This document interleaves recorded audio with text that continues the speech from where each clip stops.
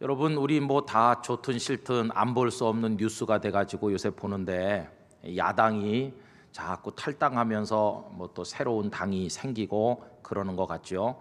그래서 우리는 이렇게 관망하면서 마음 한편으로는 나라를 위해 걱정하고 이제 그렇게 합니다. 근데 여러분, 누가 이렇게 나가니까 또 따라서 나가는 의원들도 있고 당원들도 이렇게 그렇게 따라 나가고 하는데, 그분들은 뭘 기대하면서 따라 나가는 것일까요? 결국 그분들이 기대하는 건 금배지겠죠. 여기 있으면 금배지를 못 달 것 같다. 따라 나가면 금배지를 달 것 같다. 철저한 계산과 분석에 입각해서 자기 좋은 일이 있을 것 같은 방향으로 이제 결정하는 것이죠. 그래서 어느 유명 정치인을 따라 줄을 서기도 하고 그렇게 나갑니다. 여러분, 그런데 예수님께서 계실 때 예수님을 따라다니는 사람은 어떤 기대를 했을까요?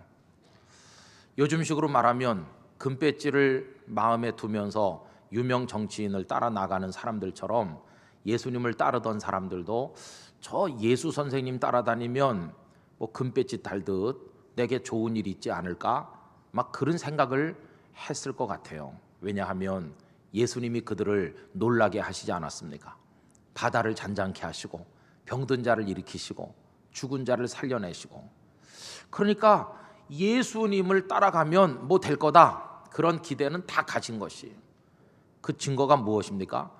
예수님의 제자들 중에 그 세베대의 두 아들 안드레와 야고보와 요한 두 사람이 예수님께 와가지고 그 어머니까지 모시고 와서 청탁하듯 부탁한 게 무엇입니까?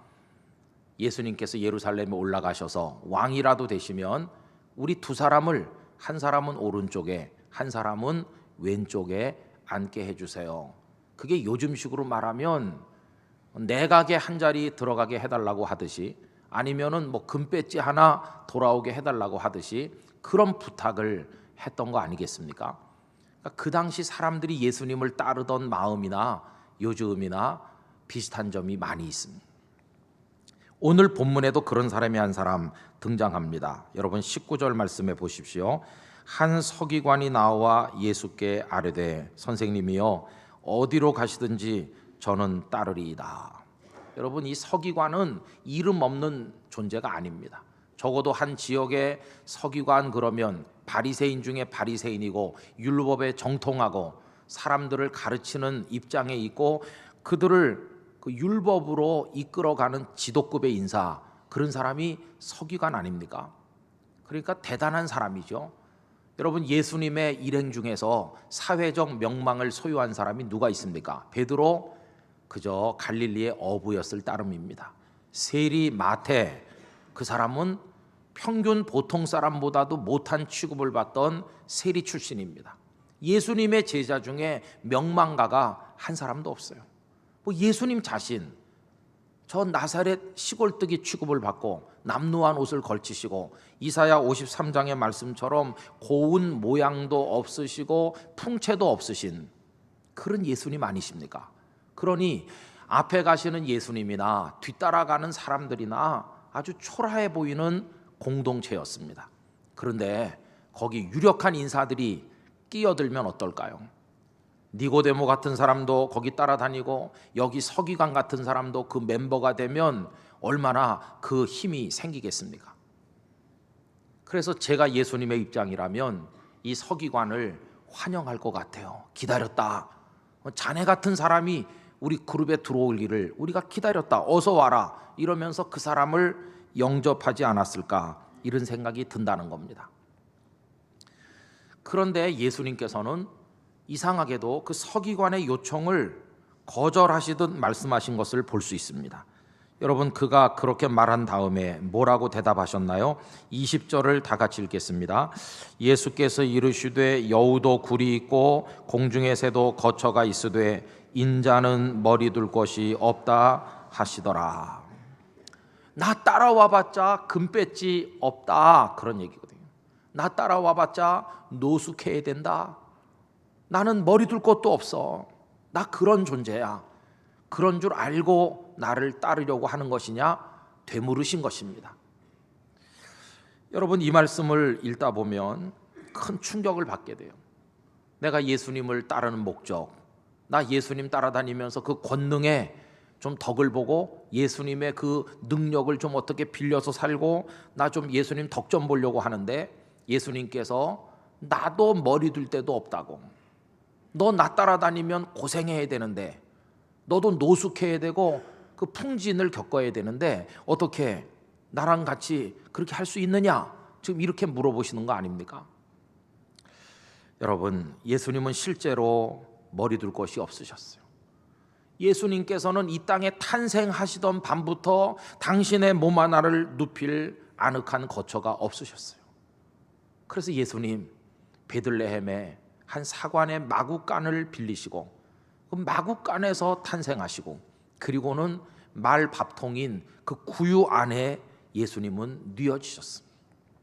여러분, 이 세상에 아무리 가난하고 아무리 힘든들 말 밥통 안에 태어난 아기를 눕히는 일이 뭐 얼마나 있겠습니까? 그건 아주 최악의 상황이죠. 그런데 우리가 그렇게 귀하게 존경하고 사랑하고 섬기는 예수님께서 그런 고통 가운데 이 땅에 오신 분이세요. 예수님 비당금쯤에 주무시지 않으시고 산의 진미 식탁 앞에 앉아보신 적이 없으시고, 예수님 좋은 옷을 입고 번쩍거리는 장신구와 더불어 다니신 적이 없으세요. 예수님은 최소의 삶을 사셨고 예수님은 가장 작은 자 중에 한 사람처럼 사셨습니다. 여러분, 그 예수님께서 나도 머리 둘 것이 없는데 너 그거 알고 나를 따르려고 하느냐, 이렇게 말씀하신 것입니다. 여러분, 예수님께서 그런 불편을 감수하신 이유가 무엇일까? 한마디로 말하면 여기 있는 캠페인의 주제 그대로 그 불편이 우리를 향한 사랑이기 때문이었습니다. 여러분, 하나님의 보좌 우편에 계신 영광의 주님이 왜 이 땅에 오시는 불편을 감수하셨나? 우리를 사랑하시기 때문입니다. 왜 마구간에 나셨나? 그렇게라도 이 땅에 오셔서 우리를 구원하시고자 하는 사랑 때문이었습니다. 예수님이 저 갈릴리에서 그리고 사마리아 땅을 거쳐 남쪽 유다로 예루살렘으로 터박터박 먼지 나는 광야길을 걸으시고 올라가셨다 내려가셨다, 여리고에서 예루살렘까지 가파른 그 언덕길을 땀을 뻘뻘 흘리시면서 오르내리신 그 이유, 그 다리품을 파르시고 그 힘든 노정을 계속하신 단 하나의 이유, 그게 뭘까? 우리를 사랑하시기 때문이었어요. 여러분, 불편이 사랑임을 예수님께서는 당신의 온몸을 통해서 우리들에게 보여주신 분이십니다. 예수님 인기 있었습니다. 여러분, 오늘 말씀 18절에 보면 예수께서 무리가 자기를 애워싸는 것을 보시고 많은 무리들이 예수 예수 이렇게 뭐 정치인을 향해 연호하듯이 사람들이 몰려왔어요. 그러나 예수님은 저들이 나를 몰라도 너무 모르는구나, 나를 너무 몰라. 그 서기관은 잘 되려고자 하는 욕망으로 예수님을 따르는 것 같은데 그 마음을 꿰뚫어 보신 예수님 걱정되셔서 말씀하신 거예요. 내가 얼마나 너희들을 위해 고통받는 삶을 사는지 알기는 아느냐? 넌 나를 따르려면 그렇게 해야 되는데 노숙할 수 있겠어? 고난받을 수 있겠어? 그러면서 예수님께서 그에게 말씀을 하신 것입니다. 여러분, 저는 목사지만 예수님께서 머리 둘 곳도 없이 사셨다는 말씀을 읽을 때마다 잘 느껴지질 않아요. 그게 얼마나 고단한 삶인지 머리로만 조금 알 것 같아요. 왜냐하면 저는 너무 편하게 살기 때문입니다. 편한 잠자리에 잠자고 뭐 조금만 먼 데 가면 자동차 타고 이동하지, 뭐 다리품을 팔아야 얼마나 팔겠습니까? 일부러 운동을 하려고 걸었지 않으면 걸을 일도 별로 없어요. 가까운 거리도 차 타고 쌩 가잖아요. 무슨 고생이 있습니까? 뭐 새벽기도 새벽에 좀 나오는 게 그게 무슨 고생입니까? 그런 걸 뭐 고생이라고 말할 것도 없어요. 너무나 부끄럽죠. 이렇게 잘 먹고 너무나 편안하게 잘 지내죠. 우린 예수님의 불편하게 고생하신 삶을 잘 모릅니다. 그러니까 목사가 되고 우리가 장로, 권사, 집사가 돼서 지금 주님을 따라가는 제자 인연하면서 주님을 섬긴다고 말하지만 주님이 계신 그 삶의 모습과 오늘 우리가 있는 삶의 모습이 너무 다르기 때문에 우리 주님을 제대로 따르지를 못하는 것입니다. 조금 수고하면 죽을 고생이라도 한 것 같이 우린 부풀려서 자신이 한 일을 과대 포장하고 있습니다. 뭐 별것도 아닌 수고를 조금 하고 나서 교회를 위해 내 모든 걸 바친 듯이 우리는 과장하고 있습니다.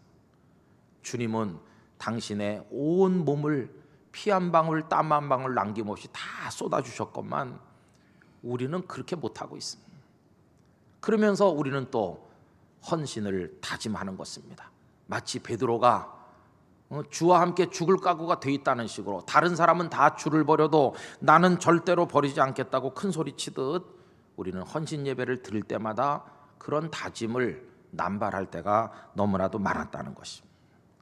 그래서 저는 오늘 이 첫 주일 오후 예배 시간, 헌신을 다짐하는 시간에 우리의 모든 것을 뭐 다 드리자는 식의 실현 불가능한, 그동안 말 많이 했지만 하나도 지키지 못한 그런 이야기를 또 하자고 말씀드리고 싶지 않습니다. 그래서 아까 서두에 말씀드린 것처럼 조금만 더 주님을 사랑합시다. 그 대신 진실하게, 그 대신 거기 마음을 담아서 죄송해하면서 부끄러워하면서 조금이라도 더 주님을 사랑하는 마음을 가지고, 그런 진실을 가지고 우리가 주님을 섬긴다면 주님께서는 기뻐하실 줄로 믿습니다. 좀 불편하게 살아야 됩니다. 불편하게. 여러분, 제가 그 이용도 목사님의 책들을 구해가지고 읽게 됐어요. 여러 번 말씀드려서 여러분 잘 아시잖아요.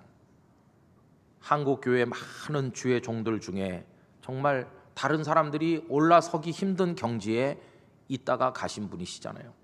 1901년에 나셔서 1933년까지 딱 33년 예수님과 똑같은 생애를 살다 가셨고, 그분도 끄트머리 3년 동안만 사역을 하시다 가셨으니까 그 인생의 구조 자체부터 예수님과 흡사합니다. 예수님도 30살쯤 되셨을 때 공생애를 시작하시지 않으셨습니까?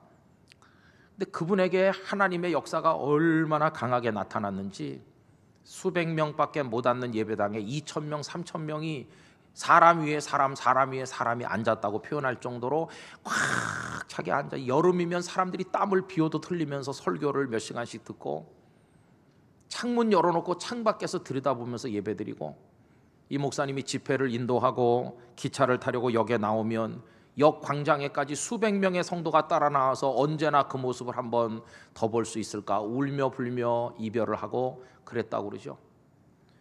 그분이 어느 지역에 집회를 인도하러 갔는데 그 지역에서 많은 목회자들과 교회 대표들이 강사 영접한다고 기차역에 다 나와 있었다는 것입니다. 아무리 기다려도 강사님이 나타나지 않았어요. 시간이 많이 지났는데, 그래서 강사님이 못 오시나 보다, 요즘처럼 전화를 하고 무슨 사진이 있는 것도 아니고 어떻게 생겼는지도 모르는 강사를 마중 나왔는데요.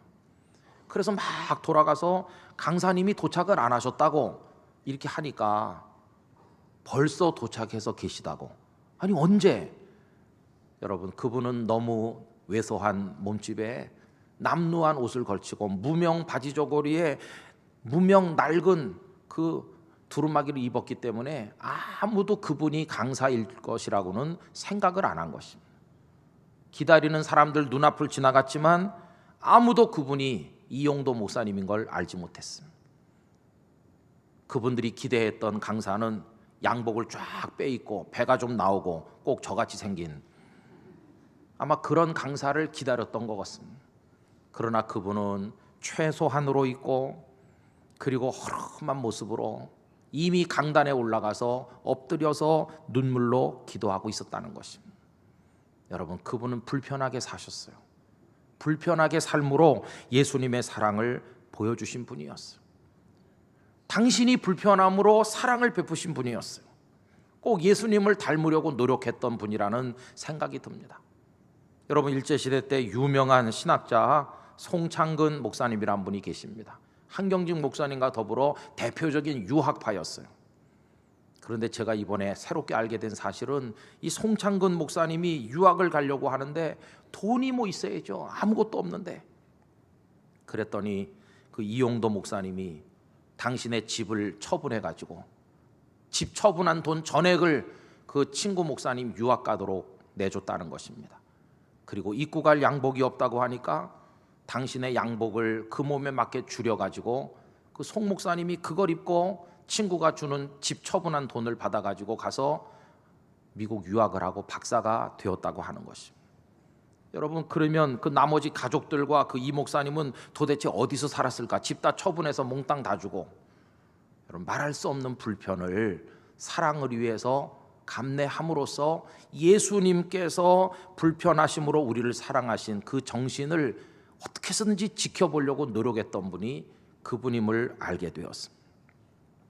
재직이 되고 교회 봉사자가 된다는 거, 내 할 말 다 하고 나 하고 싶은 거 다 하고 편안하고 좋은 자리 내가 먼저 턱 앉고 나서 주님을 섬긴다, 그거는 애초부터 안 되는 것입니다. 여러분, 충성하는 재직은요, 불편을 사랑해야 됩니다. 불편한 게 좋아. 불편해야 남을 섬길 수 있고 사랑할 수 있잖아요. 그래서 오늘 주보에 두 가지를 실어드렸었잖아요. 자동차를 안 가져오면 남이 주차할 수 있으니까 내가 불편하면 남을 사랑할 수 있잖아요. 여러분, 그런 것부터 시작을 해서 예배 자리에 안에 먼저 앉고 앞에 먼저 앉으면 늦게 오는 사람이 편하게 앉을 수 있다, 이렇게 배려하는 것부터 시작해서 아주 작은 거 조금 더 하면 우리가 훨씬 더 주님을 사랑할 수 있을 줄로 믿습니다. 여러분, 우리 식당에 가서 밥을 드실 때, 저는 예배 때문에 여기서 따로 먹고 있습니다만은 그 줄 서서 잡수시는 분은 한참 서야 될지 몰라요. 그럼 막 좀 내가 먼저 먹었으면 그게 우리 마음이지만은, 시간이 바쁘지 않은 분은 내가 조금 나중 먹는 불편을 내가 감수하면 다른 사람이 먼저 먹을 수 있도록, 그게 사랑하는 거 아닙니까? 그런 불편을 우리가 스스로 내 몫으로 만들면서 이 한 해를 살아갈 수 있기를 바라는 것입니다. 그게 주님 섬기는 마음가짐이고 주님의 뒤를 따르는 모습이 아닌가, 이런 생각을 하는 것입니다. 그래서 여러분, 몇 가지 이렇게 하셨으면 해요. 첫째는 시간의 불편을 좀 감수하시기 바랍니다. 시간의 불편은 이런 겁니다. 남보다 조금 일찍 오는 불편입니다.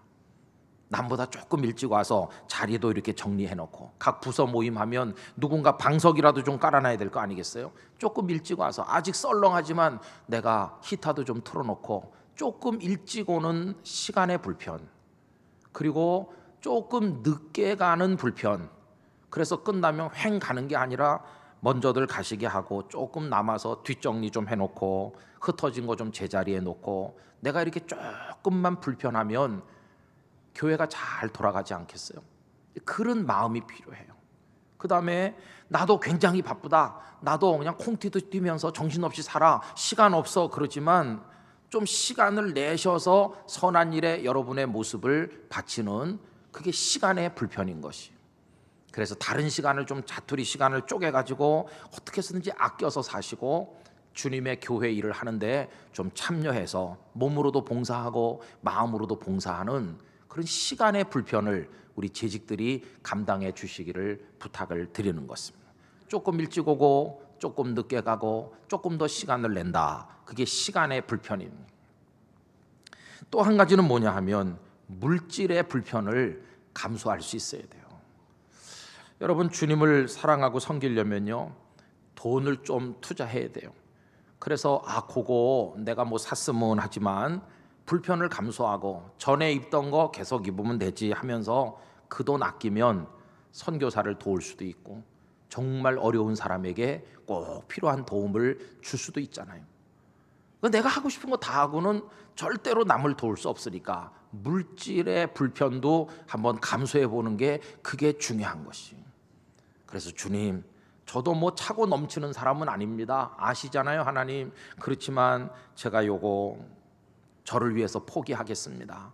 제가 불편을 겪겠습니다. 그 물건 사면 조금 편할 텐데요, 제가 뭐 그거 없이 한번 살아보겠습니다. 그 대신 그거를 내가 주님을 위해서 소중한 일에 사용하겠습니다. 이게 물질의 불편이에요. 근데 그 불편의 결과는 뭘까요? 누구에겐가 주님의 이름으로 사랑이 전달될 줄로 믿습니다. 그 다음에 이 재직의 불편은요, 모범의 불편인 것 같아요. 보는 눈이 많잖아요. 보는 눈이. 모범되게 사는 게 참 힘들어요. 나는 좀 이렇게 펑퍼짐하게 입고 싶은데 아유, 저 장로님은 어떻게 하시나 보자, 이렇게 사람들이 보는 것 같으니까 딱 이렇게 하잖아요. 그게 얼마나 불편하시겠어요? 근데 그 불편함을 통해서 삶의 모범을 보이고, 그 모범을 본 젊은 성도들이 하나님은 저렇게 믿는 거야 보고 배우니까 그분을 돕는 사랑이 되는 거 아니겠어요?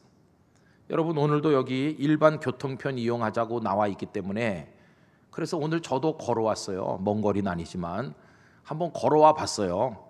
왜냐하면 제가 그렇게 해야 여러분들에게 조금이라도 이런 말씀을 드릴 자격이 있지 않겠어요? 제가 오후에 다른 교회 갑자기 갈 일이 있으면 어떡하냐, 그때는 물론 차를 타고 오겠죠. 그러나 조금 먼 데다가 이렇게 주차를 하고 와도 되겠죠. 여러분, 어떻게 하든지 우리가 할 수 있는 대로. 그래서 목사인 저부터가 모범이 되면서 우리 장로님들, 권사님들, 안수 집사님들, 여러 집사님들이 모범이 되면서 섬기는 거예요. 근데 모범이 되려면 불편합니다. 불편해요. 그렇지만 그걸 감당하는 것이, 그것이 주님을 향한 사랑이 될 줄로 믿습니다. 우리가 조금씩만 불편하고 조금씩만 배려하면 교회가 확 달라져요. 아까 말씀드렸죠. 찬양대가 찬양을 조금 더 열심히 준비해 부르고, 앉아있는 분들은 아멘을 조금만 더 크게 하동, 그 예배가요 얼마나 살아있는 예배가 되는지 말할 수 없어요. 그런데 아멘도 귀찮다 나는, 그러면서 가만히 있으면요 그 예배가 팍 죽는 예배가 돼요. 여러분, 조금만 더 합시다. 조금. 우리 예배도 조금만 더 열심히 드립시다. 예배 시간에 찬송 부를 때 그냥 이렇게 노랫가락 읊조리듯이 부르지 말고 조금 여기다 힘을 줍시다. 여기다가 이하고 혀에다 좀 힘을 둬가지고 조금 더 크게 불러야 돼요. 성경 말씀 봉독할 때 우리 조금 크게 읽어야 돼요. 우리 교회는 제가 그런 걸 말씀드리지 않아가지고 읽는 분은 읽고 안 읽는 사람 안 읽고 그냥 이래요. 근데 어떤 교회 가니까요, 하나님의 말씀을 받겠습니다. 그러니까 교인들이 성경책 착 펴들고 쫙 일어나는 거예요. 그 자리에 일어나가지고 큰 소리로 읽어요. 예배당이 떠나가는 줄 알고 충격받았습니다. 깜짝 놀랄 정도로 크게 읽고, 이 말씀이 주는 하나님의 축복이 함께 하시기를 이렇게 다 인사하더니 쫙 앉더라고요. 여러분, 앉아서 하는 거 그거 입이라도 크게 해야 됩니다. 크게 성경 말씀 크게 읽고, 다 같이 말씀을 읽겠습니다. 그러면 크게 읽어야 돼요. 여기 장로님이나 권사님, 집사님이 대표 기도하시면 아멘을 크게 하셔야 된다니까요. 방금 전에 기도한 내용이 저의 기도이기도 하고 그대로 되기를 원하고 될 줄로 믿습니다. 아멘. 기도 끄트머리에는 딱 하고 조금만 더 간절하게 하는 것이, 여러분, 그렇게 하면요 우리가 조금이라도 더 주님을 잘 섬길 수 있을 줄로 믿습니다. 본 바탕이 그런 거를 뭐 어떻게 확 바꾸겠어요? 그거는 안 되지만은 조금씩 하면 예수님을 조금씩 닮아가는 거예요. 저도 기왕이면 여기 서서 설교하는데 여러분들이 좋아하는 장동건이나 뭐 그런 미남이 돼가지고 여러분을 기쁘게 해드리고 싶지만 안 되는 걸 어떻게 해요? 이게 생기길 이렇게 생겼는 걸. 거기다 또 오늘은 안경을 안 썼더니 성도들이 은혜 받을 생각은 안 하고 저 사람이 왜 안 썼을까? 네, 1시간 내내 그것만 생각하시는 것 같아요. 부부 싸움하다 깨졌나? 여러분들이 쓰는 게 좋다고 그러면 저 씁니다. 불편을 감수하고. 불편이 사랑이니까. 가발을 써서 행복하실 것 같으면 제가 쓰죠. 불편하더라도 불편이 사랑이니까. 근데 뭐 아직까지 그런 분이 없으시니까 목사님 생긴 대로 시원하게 사세요. 그러니까 제가 시원하게 살잖아요.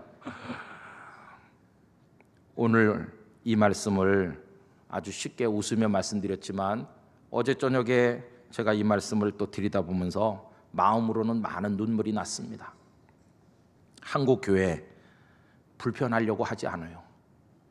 너무 편하려고 하잖아요. 우리의 기도 너무 편하려는 기도만 드려요.